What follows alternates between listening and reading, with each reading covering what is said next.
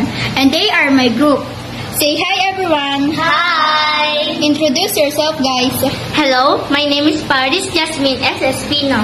Hi, I'm Janina Josel Diclamania. Hi, I'm Apo JK Makatibi. Hi, I'm Isabel Ellen Magulos. Hi, I'm Raji Palpeda. Hi, I'm Patricia J.S. Manila. Hi, I'm Roma Mendoza. Thanks guys, and we are Group 2! In this video, we will do an experiment.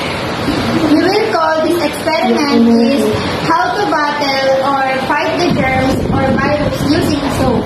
Let's start.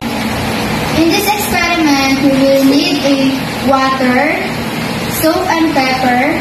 This pepper representing a germs or virus. We're gonna show you how to fight a germs or virus using soap.